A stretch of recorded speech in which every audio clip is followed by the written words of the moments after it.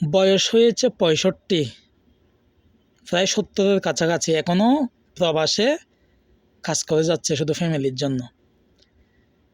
আজকে নাস্তা করতে গেছিলাম মাগরিবের নামাজের পর। তো যে দোকানে গেছি, একটা বাঙালি হোটেলে, ওখানে দেখলাম মুরব্বিটার বয়স সম্ভবত 60-65-র মধ্যেই হবে। তো উনি অসুস্থ, কাশতেছে। ওনারা আমি জিজ্ঞেস করলাম যে, আঙ্কেল আপনি আজকে কত বছর সৌদি আরবে প্রবাস জীবনে? উনি আমাদের বলতেছে ওনার অলমোস্ট 30 বছর হয়েছে। তো আমি কিছু মানুষকে উদ্দেশ্য করে কিছু বলতে চাচ্ছি, যদিও বা আমার মানে রাগ উঠতেছে যে আমি কোন ভাষায় ওদেরকে বলবো। এদের তো হায়া শরম এগুলা কিছু নাই। বাপের হোটেলে খাই, বড় হয়েছে, কোনো লজ্জা শরম নাই, টাকা কামানোর কোনো চিন্তা ভাবনা নাই। কেমন ছেলে! ওই ব্যক্তিটার 4টা ছেলে, কি বলে, পড়াশোনা করতেছে। 2টা বিয়ে করছে, এখানে আছে, আর 2টা পড়াশোনা করতেছে। বাপে টাকা পাঠাইতেছে, ওগুলা খাচ্ছে শুয়ে শুয়ে।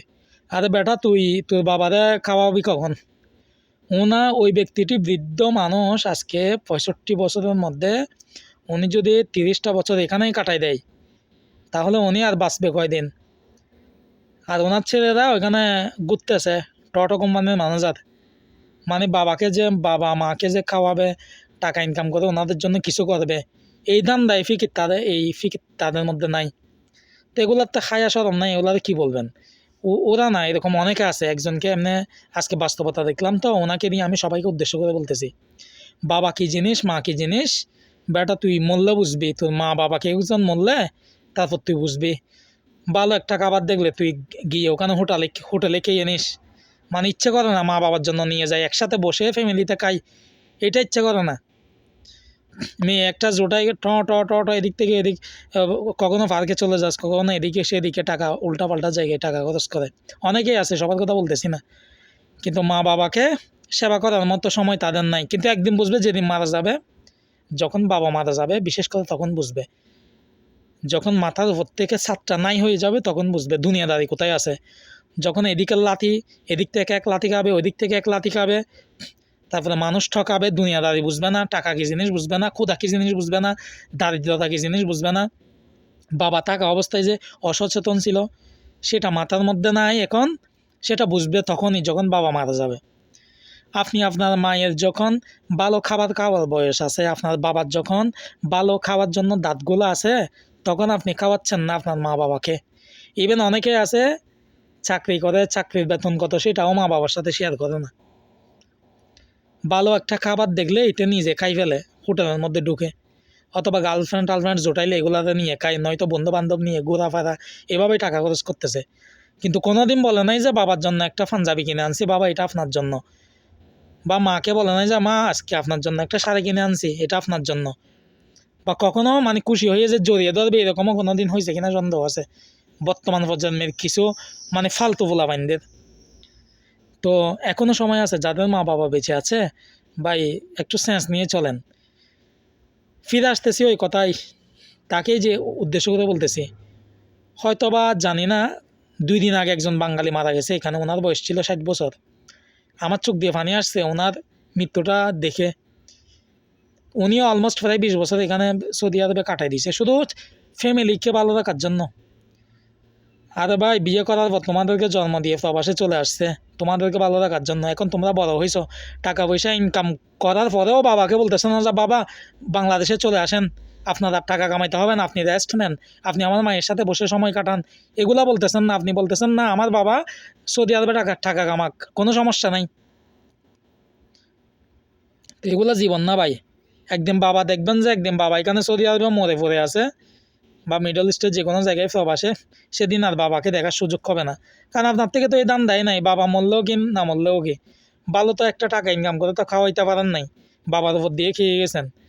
মা বাবা মরে যাওয়ার পর তারপর শ্বশুর শাশুড়িকে খাওয়াবেন আর কি, টাকা পয়সা ইনকাম করে। মনে রাখবেন, প্রতিটা হিসাব আল্লাহকে দিতে হবে।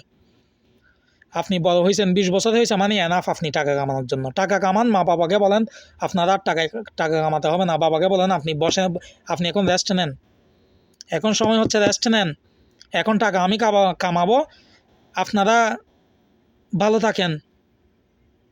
এগুলোই হচ্ছে প্রকৃত বীর সন্তান, যারা মা বাবা ভাই বোনের জন্য চিন্তা করবে, আত্মীয় স্বজন যারা কষ্টে আছে ওদেরকে একটু দেখে শোনা রাখবে, ভালো একটা পজিশন ক্রিয়েট করে। আপনাকে কে কী বলতেছে এগুলো দেখার সময় নাই, কিন্তু সবচেয়ে বড় পরীক্ষা হচ্ছে আল্লাহ আপনাকে করবে। আপনাকে আপনার আত্মীয় স্বজনও কষ্ট দিবে, হয়তো বা ফ্যামিলির অনেকেই কষ্ট দিতে পারে, কিন্তু আল্লাহর পরীক্ষা হচ্ছে আপনি তাদের জন্য কি করতেছেন, এটাই হচ্ছে কথা। সো যাদের বাবা বৃদ্ধ হয়ে গেছে প্রবাসে, আপনাদের প্রতি একটা অনুরোধ রইল, আপনারা আপনাদের বাবাকে খুব দ্রুত সৌদি আরব থেকে নিয়ে যান বা বিভিন্ন দেশ থেকে চলে যেতে বলেন, এবং দেশে কিছু একটা করে, নয়তো বা আপনি বিদেশে এসে আপনার মা বাবাকে একসাথে, অর্থাৎ বয়সের শেষ ভাগে যাতে ওনারা একসাথে থেকে ওনারা যাতে একটু হাসি খুশি থাকতে পারে সেই ব্যবস্থাটা করে দেন। দয়া করে তাদেরকে বৃদ্ধাশ্রমে পাঠাবেন না। বৃদ্ধ মা বাবা বাচ্চাদের মতো, শিশুদের মতো, শিশুরা আর বৃদ্ধ মা বাবার মধ্যে কোনো পার্থক্য নাই।